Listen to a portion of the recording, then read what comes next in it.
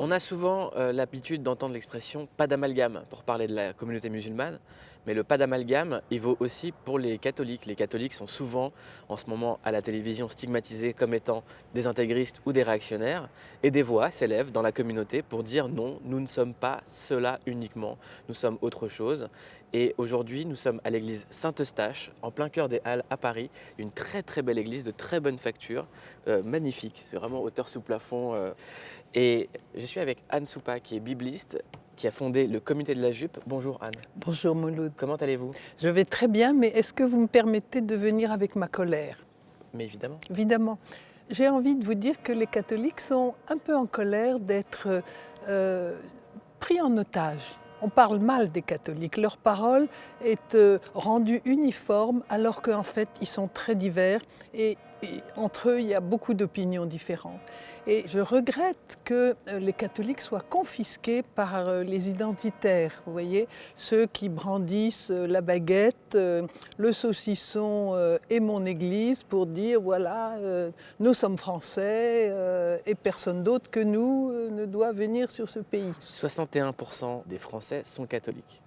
Oui, qu'ils aillent ou qu'ils n'aillent pas à la messe, parce que les critères sont plus larges que ce que les sociologues disent. Donc on parle de quoi? On parle d'une majorité silencieuse?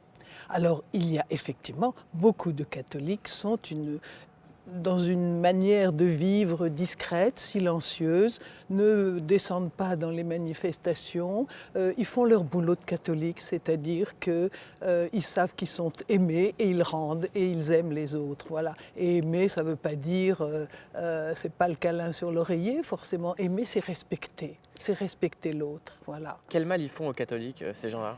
Ils font de l'identité chrétienne quelque chose de statique, quelque chose de figé, comme si c'était un paravent, comme si c'était une simple vitrine. Mais un catholique, c'est pas ça du tout. Alors c'est quoi un catholique? Un catholique, c'est un chrétien. C'est quelqu'un qui vit une grande aventure. L'aventure qui consiste à savoir que sa vie a du sens, parce qu'il sait qu'il est aimé. Tout le monde est frère, tout le monde est aimé de la même manière. Ça, pour moi, c'est fondamental. Est-ce que le catholique, c'est celui qui organise la manif pour tous? Eh bien, justement pas. Parce que figurez-vous qu'avant le dépôt de la loi sur le mariage pour tous, il y avait eu des sondages et 40% des catholiques étaient favorables au mariage homosexuel. Et ils ont été pris en otage dans la manif pour tous, qui a écrasé les différences et qui a cru qu'il n'y avait qu'une sorte de catholique. Comment est-ce que vous expliquez qu'en ce moment, les politiques de tous bords défilent à la télévision et ceux qui sont le plus proches de la droite et de ces extrêmes disent en permanence cet élément de langage, nous sommes un pays de tradition catholique? La France était historiquement un pays de tradition chrétienne. Notre pays a des racines qui sont des racines chrétiennes. Oui, on est de tradition catholique, mais il n'y a pas de raison de faire une guerre pour ça, c'est une vérité historique. Mais on n'est pas que ça, on est un pays d'ouverture. Bon, et ça, il faut le dire et le redire. Est-ce que vous connaissez Run DMC? Non.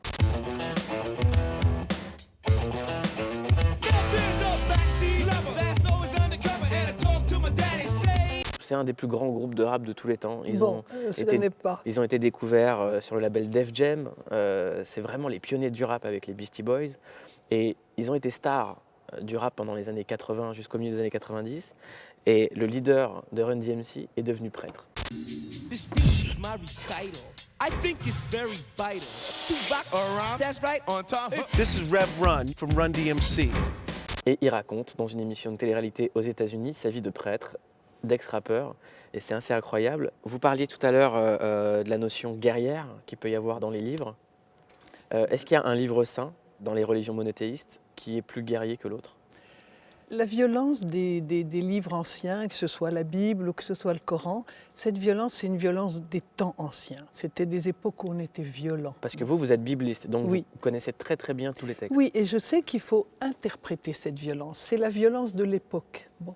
Et puis parfois, c'est aussi, vous savez, c'est très astucieux. Quand on dit « Seigneur, fracasse les enfants de mes ennemis sur les remparts », bon, c'est une manière de dire que moi, je ne ferai pas cette violence. Je demande à Dieu de la faire. Ça veut dire que moi, je m'en abstiens. Vous voyez ? Donc, c'est une sorte d'invocation à ne pas être violent. Parce que là, on nous rabâche partout que le Coran est un livre violent. Mais la Bible aussi est un livre violent, mais il faut savoir l'interpréter. Et moi, il me semble que C'est une banalité ce que je vous dis là, que le Coran demande aujourd'hui des interprètes modernes qui le regardent avec les yeux de 2017 et qui disent voilà, ça c'est une interprétation, c'est une lecture du contexte ancien, violent. Aujourd'hui, on ne peut pas le comprendre comme ça. Il faut faire ce travail-là, que les Juifs ont fait, que les chrétiens ont fait. On va terminer l'émission de manière très simple, très rapide. Je vais vous donner des mots et vous me dites catho, pas catho. D'accord ? Ah bah, c'est une bonne idée, très bien. Le préservatif. Pourquoi pas? Catho, pas catho. Catho. Catho. Catho. Un homme qui embrasse un homme, une femme qui embrasse une femme. Je vous dis catho. Je vous dis catho, j'ai pas de peur à le dire. On ne peut pas accueillir toute la misère du monde. Catho, pas catho. Ah ça c'est pas catho. Ça c'est pas catho. Pourquoi ?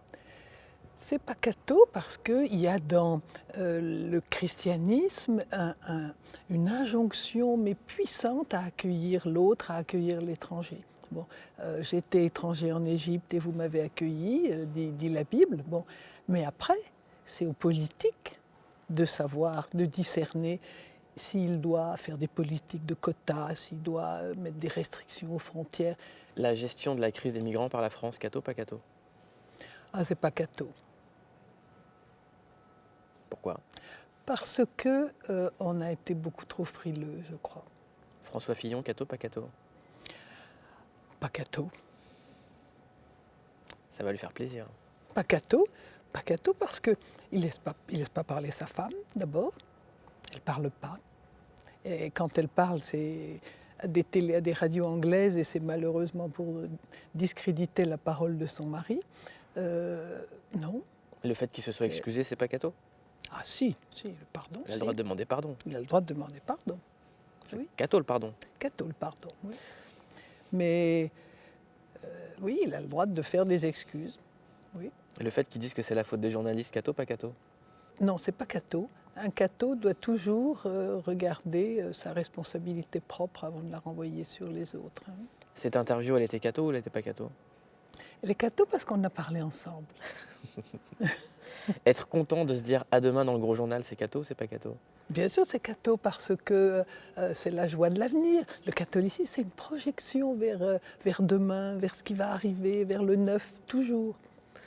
Eh ben, je suis content de vous dire à demain à la même heure sur Canal+, pour le gros journal. L'entretien disponible en intégralité sur le site clic.tv. Vous pouvez revoir l'émission sur l'application fantastique MyCanal. Et à demain à la même heure en clair sur Canal+. Merci beaucoup. Appelle-moi le grand.